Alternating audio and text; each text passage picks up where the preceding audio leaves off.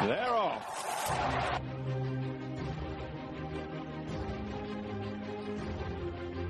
All covered, all ground, all fit. Frankel won the champion stakes and lives up to the title. Driven out after running, Skyler Cruzy has seized the opportunity this season and he's going to land the biggest prize of all, who lead the Derby field up to the line, and it's Ruler of the World who won the Derby. A royal win in the Gold Cup. Esteban has done it. Esteban and Ryan Moore has won for Her Majesty the Queen. It's Mono to win the National.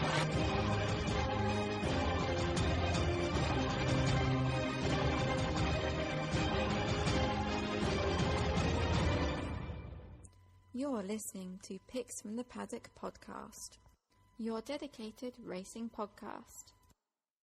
You're listening to the Picks from the Paddock podcast. As always, with me, Rory Paddock and David Weldon. Just the two of us for tonight's show. It's going to be a very, very quick one.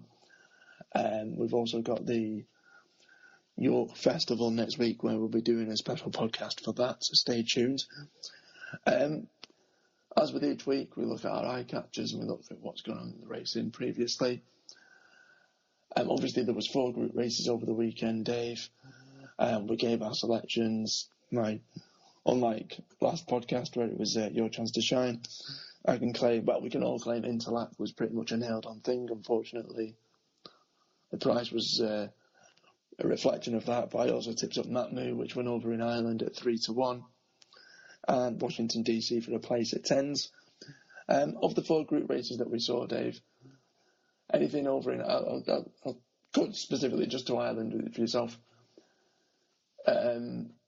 Anything that you saw that you like the look of at all? I mean, deserved winners, I think Air Force Blue.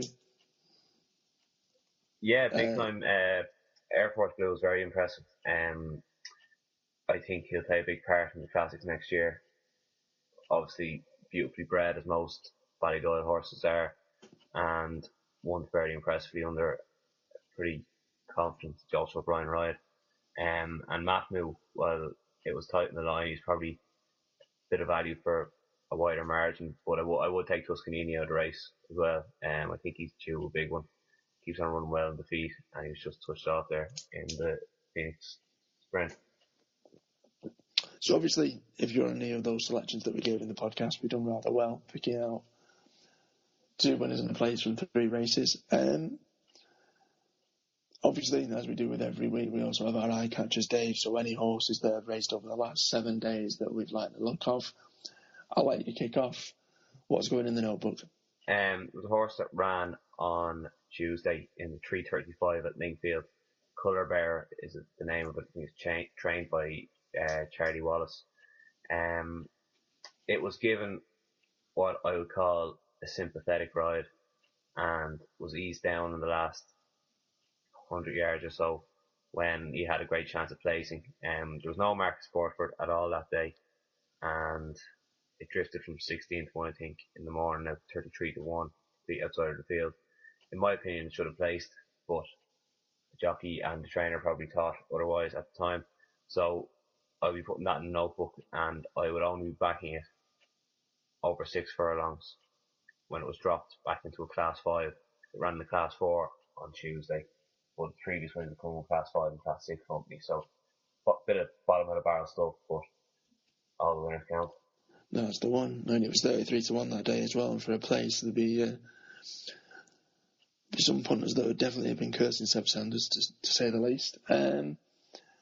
One for me, just the one this week, a horse that ran on one of the televised races on Channel 4 on Saturday. It was over at Haydock, away from the Sugar Cup.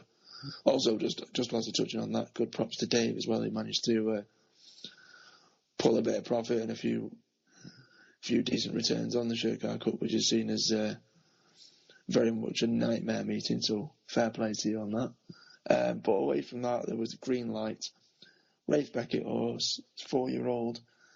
Unfortunately, Mick Fitzgerald pointed out after the race that it was very unlucky as well. So it's not that original, unfortunately, but really good race, travelled very, very well, and then found no gaps whatsoever, and just ended up with a wall of horses in front of it. and have no chance. I think it's definitely got a chance of placing in its next races if it's ridden, and a bit better and ends up with a bit more luck. I think it's probably one to follow now till the end of the season, but I will say just back it in the next 3 races and see what comes of it from there. Obviously, after the break, we'll be looking ahead to this Saturday's 2 group racing from Newbury, so stay tuned. You're listening to Picks from the Paddock podcast. Stay updated by hitting that like button on our Facebook page and follow us on Twitter @PicksPaddock. And welcome back. Obviously looking ahead to this Saturday's racing, Dave, which will predominantly come from Newbury. 2 group races we've got to tackle for the weekend. We've got the Group 3 Geoffrey Frere Stakes and the Group 2 Hungerford Stakes, both from Newbury. We'll start with the Group 3, the Geoffrey Frere, which is a race over 1 mile 5 furlongs, just over. Anything you like to look off here? Where's your money going, Dave? To be honest with you, it's not really a race I'd be that keen on getting heavily involved in, but the 2 Mark Johnson horses are probably the most likely to be involved, at least. We all know Mark Johnson's horses are consistent at least at the worst of times. But the one I'd be on is the authorised gelding, Notarized, who has been running well all season. Kind of been backing up a good run with a poor form, with a poor run, and he was 2.5 lengths behind the other Jonathan horse, Blue Wave, at Goodwood in a 1 mile and 6 handicap. This is a front running sort, and the drop back an extra furlong would probably suit him, and if he gets an easy lead out in front, I think he'd be hard to peg back.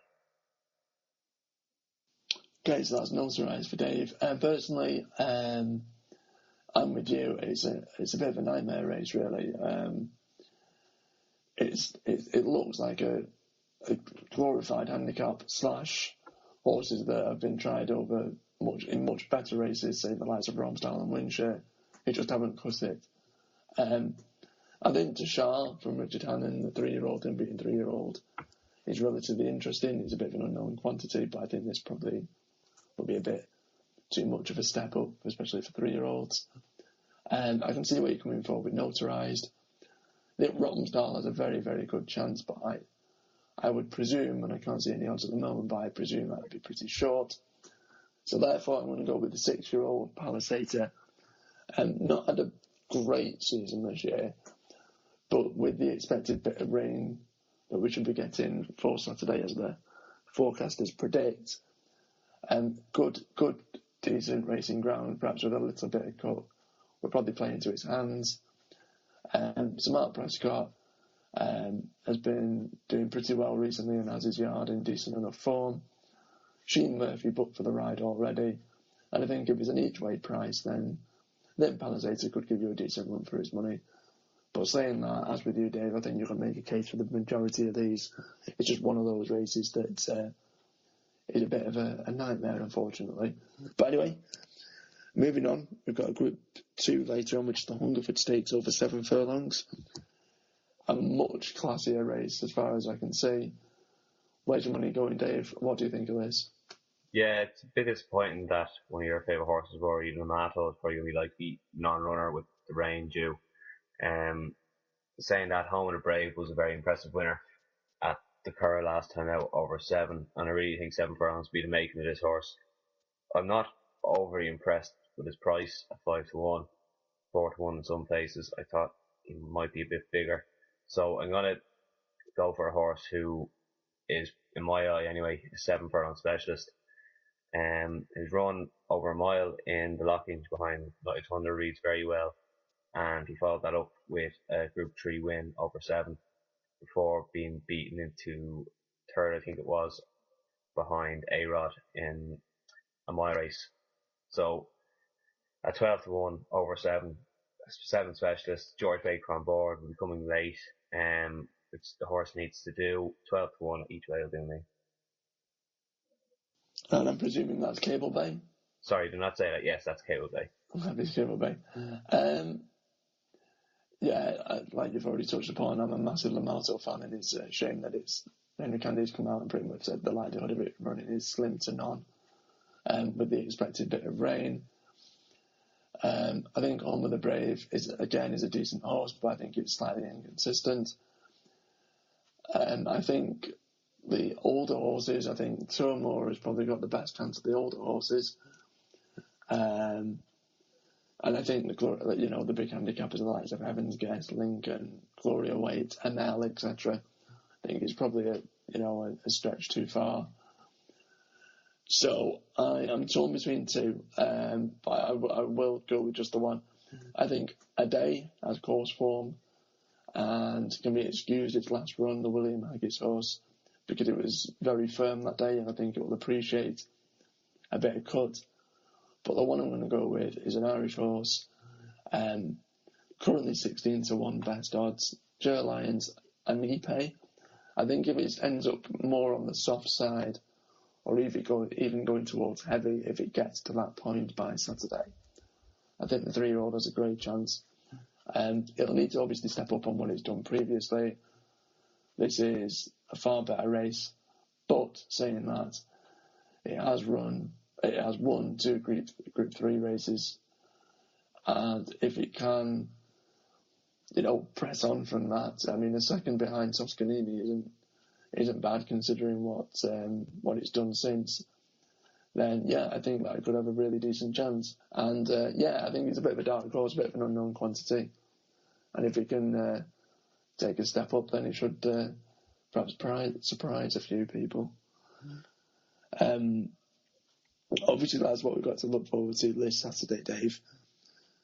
Next week, it seems to be a very, very mouth-watering clash. Now, we won't go into it in too much detail, because obviously we'll have our York Festival podcast over the weekend. But just quickly, the news on the fact that it seems that Gleneagles and Golden Horn are going to be up against each other.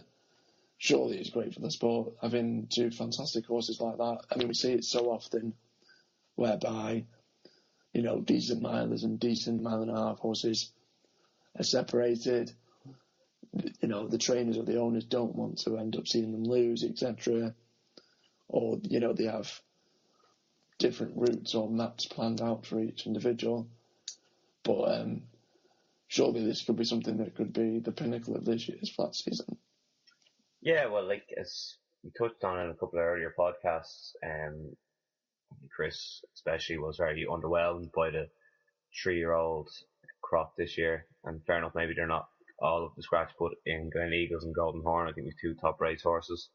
Both of them will probably be retired at the end of the year, which is a massive shame. But you very rarely see Derby winner who hasn't run in the Guineas taking on the Guineas winner, which is what we have in Golden Horn and Gleneagles, and over 10 furlongs.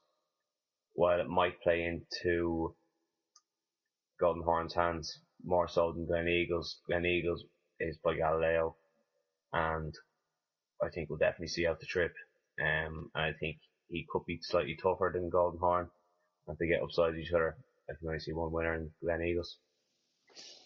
Now, obviously, I'm a Golden Horn fan, and I only see Golden Horn winning, but I think just as a general, whether or not you're a Golden Horn fan or a Gleneagles fan, we see it so often in this sport whereby, like I've said, the top horses avoid each other. We always have those comparisons with, even in recent times, would have seen the Stars have beaten a Frankel over 1 mile too, etc., etc. And you always see them perhaps one of these superstar horses 1 or 2 years apart. Now, I wouldn't say that these would be superstar horses in that sort of spectrum, but I think if one of them wins convincingly, we could talk about them in somewhere like that sort of light. And just the fact that we're going to see this sort of race means that we get to put away those questions, and it's not something that's left to years to come for people to look back and say, oh, I wonder if, or I wonder what may have happened. It's nice to see both trainers, owners, etc., all connections go, you know what, we see this horse as the best competition out there. We want to go and test its mettle against this horse. So I think it's very lucky for whoever's going to be attending York that week to possibly see what I would consider probably one of the best match races in terms of, obviously we know there's going to be more horses in the race than the two, but let's be honest, the winners aren't going to come from the top two really. And I think it's probably in my lifetime, or from my experience of modern day racing, the best sort of two up against each other that I can think of in recent times. Would that be fair enough to say? It would indeed, yeah. I think it's more of a sporting gesture by Paddock Doyle as well. Like, they don't need to try him over a mile and two. But they're kind of running out of options. Whereas if the ground came up too firm, I would think Gleneagles would still run, but I doubt Golden Horn would. I think Oppenheimer's come out and said himself that he's a breeder. He doesn't really need his horse to win any more races. He's done what he's had to do by winning in all ages Group 1 and the Derby. So hopefully it happens. I still have my reservations. Hopefully the rain stays away and we get a great day out. Yeah, obviously we want to know your thoughts, not just on this potential matchup, but everything to do with York next week. Also on the two group races this Saturday. Remember to like us on Facebook, jump on Twitter and follow us at Picks Paddock, and you can tweet us as well directly. If you want to email the show, you've got any questions, anything to do with racing, by all means do so. It's picksfromthepaddock.co.uk/podcast, and you can email us directly. Thanks for listening, and remember to stay tuned for our York Ebor Festival special. Visit picksfromthepaddock.co.uk, all you need for racing.